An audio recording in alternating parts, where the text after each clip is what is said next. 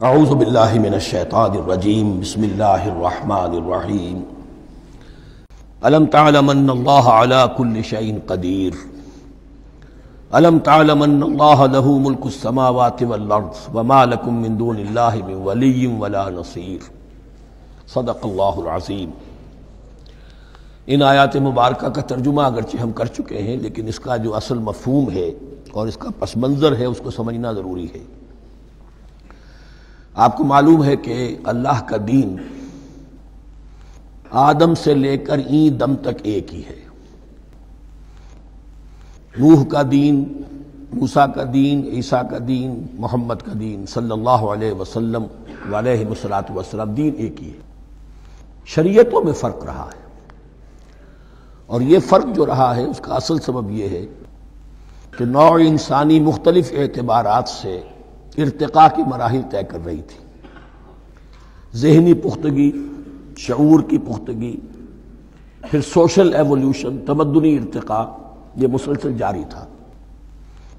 لہذا اس ارتقاء کے جس مرحلے میں رسول آئے اسی کی مناسبت سے ان کو تعلیمات دے دی گئیں۔ ان میں وہ حصے بھی تھے کہ جو ایٹرنل ہیں، جو ہمیشہ رہیں گے، اور ایسے بھی تھے کہ جو اس زمانے کی مناسبت سے تھے۔ اب جب اگلا رسول آئے گا تو ظاہر بات ہے کہ ان میں سے کچھ چیزوں میں تغیر و تبدل ہو جائے گا، کچھ چیزیں نئی آ جائیں گی، کچھ پرانی ساقط ہو جائیں گی۔ یہ پرانی چیزوں کا ساقط ہونا یہ کہلاتا ہے ناسخ ہونا، ناسخ و منسوخ کا مسئلہ، کہ وہ حکم منسوخ ہو گیا اور اس کی جگہ پر کوئی اور حکم آ گیا ہے۔ یا تو اللہ تعالیٰ تعین کے ساتھ منسوخ فرماتے ہیں، یا یہ کہ اس شے کو سرے سے لوگوں کے ذہنوں سے زائل کر دیتے ہیں۔ اعتراض یہ کر رہے تھے یہودی کہ اگر تو یہ دین وہی ہے جو موسیٰ کا تھا تو ظاہر بات ہے کہ پھر شریعت پوری وہی ہونی چاہیے۔ اس کے اعتراض کا جواب ہے جو یہاں دیا جا رہا ہے، اور یہی مسئلہ پھر قرآن میں بھی ہے۔ قرآن کی بھی تدریج کے ساتھ شریعت کی تکمیل ہوئی ہے۔ جیسا کہ میں نے پہلے عرض کیا تھا، شریعت کا بلو پرنٹ آپ کو سورہ بقرہ میں مل جائے گا آگے چل کر، لیکن شریعت کی تکمیل ہوئی ہے سورہ مائدہ میں۔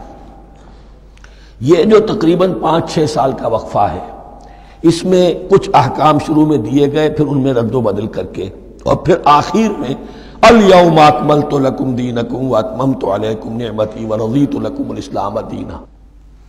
تو یہ ناسخ و منسوخ کا مسئلہ صرف سابقہ شریعتوں اور شریعت محمدی میں نہیں ہے صلی اللہ علیہ وسلم، بلکہ خود شریعت محمدی میں بھی زمانی اعتبار سے ارتقاء ہوا ہے۔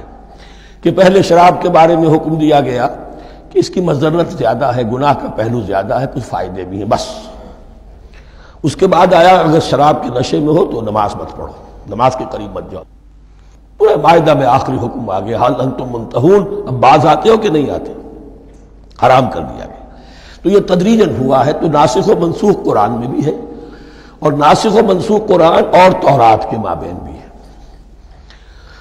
تو ہم نہیں منسوخ کرتے کوئی آیت یا بھلوا دیتے ہیں اس کو، نأتی بخیر منہا، ہم اس سے بھی بہتر لے آتے ہیں، او مثلہا، یا اس جیسی ہی۔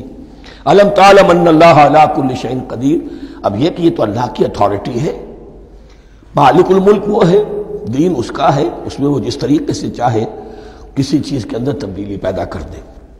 الم تعلم ان اللہ لہ ملک السماوات والارض ما لکم من دون اللہ من ولی ولا نصیر ام تریدون ان تسألوا رسولکم کما سئل موسیٰ من قبل، کیا تم یہ چاہتے ہو کہ سوال کرو یا مطالبہ کرو اپنے رسول سے بھی اسی طرح کے جس طرح کی باتیں کی گئی تھی موسیٰ سے پہلے؟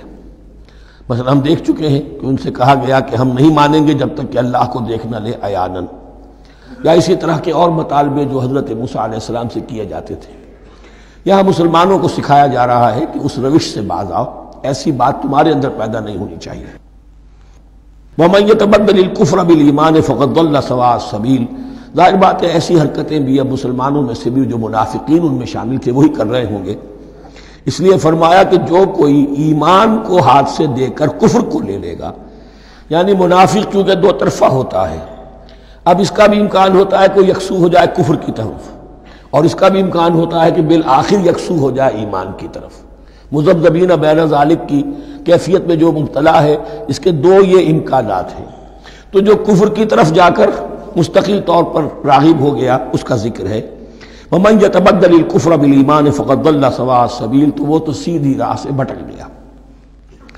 ود کثیر من اہل الکتاب لو یردونکم من بعد ایمانکم کفارا، اہل کتاب میں سے بہت سے لوگ ہیں جو چاہتے ہیں کہ کسی طرح لوٹا کر لے جائیں تمہیں تمہارے ایمان کے بعد، پھر کفار بنا دیں۔ یہ ایسے ہی ہے کہ جیسے کسی بلی کی دم کٹ جائے تو وہ یہ چاہے گی کہ ساری بلیوں کی دمیں کٹ جائیں کہ وہ کوئی علیحدہ سے نمایاں نہ رہے۔ تو وہ چاہتے تھے کہ یہ چیزیں جو ہیں ان کو واپس لے آیا جائے، اہل ایمان کو بھی کفر میں لے آیا جائے، حسدا من عند انفسہم، اور یہ ان کا طرز عمل ان کے حسد کی وجہ سے کہ کیوں یہ نعمت جو ہے ان کو دے دی گئی۔ من بعد ما تبین لہم الحق، اس کے بعد کہ ان پر حق بالکل واضح ہو چکا ہے، وہ جان چکے ہیں، پہچان چکے ہیں، کسی مغالطے میں نہیں ہے، غلط فہمی میں نہیں ہے۔ فاعفوا واصفحوا، یہ بہت اہم ہے مقام۔ تو اے مسلمانوں، تم معاف کرتے رہو اور صرف نظر سے کام لو۔ اس کا اصل مطلب کیا ہے؟ ابھی تو چونکہ مدنی دور کا آغاز ہو رہا ہے، ابھی کشمکش کے اور کشاکش کے اور مقابلے کے اور تصادم کے بڑے سخت مراحل آ رہے ہیں۔ چونکہ تمہارا سب سے پہلا جو محاذ ہے وہ تو کفار مکہ کے خلاف ہے، سب سے بڑھ کر وہی آئیں گے، تم پر حملے کریں گے، جنگیں ہوں گی۔ تو فوری طور پر یہ جو آستین کے سانپ ہیں ان کو ابھی چھیڑو مت، جب تک یہ پڑے رہیں ڈورمنٹ، انہیں پڑا رہنے دو۔ ایک وقت آئے گا، یہاں یوں سمجھیے کہ یہ حکم دیا رہا ہے فی الحال انہیں چھیڑو مت، ان کے طرز عمل کے بارے میں زیادہ توجہ نہ دو، فاعفو، معاف کرتے رہو، درگزر کرتے رہو۔ اور وصفحو کہتے ہیں، صفح کہتے ہیں ایک طرف کا، یہ صفح ہے، یہ ورق ہے، صرف نظر کر لینا، دیکھا اندیکھا کر لینا، نظر انداز کر دینا، حتی یاتی اللہ بامرہ، یہاں تک کہ اللہ اپنا فیصلہ لے آئے۔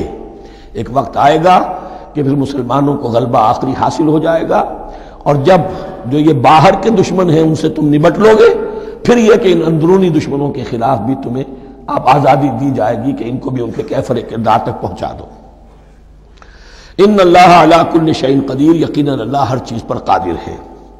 واقیموا الصلاۃ وآتوا الزکاۃ، نماز قائم رکھو، زکوٰۃ دیتے رہو۔ وما تقدموا لانفسکم من خیر تجدوہ عند اللہ، اور جو کچھ بھی تم خیر میں سے، بھلائی میں سے اپنے لیے آگے بھیجو گے، کوئی مال خرچ کر رہے ہو تو خرچ کہاں ہو گیا؟ وہ تو اللہ کے ہاں ڈپازٹ ہو گیا، جمع ہو گیا۔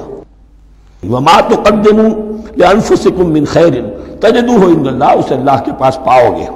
ان اللہ بما تعملون بصیر، یقیناً جو کچھ تم کر رہے ہو اللہ اسے دیکھ رہا ہے۔ صدق اللہ العظیم۔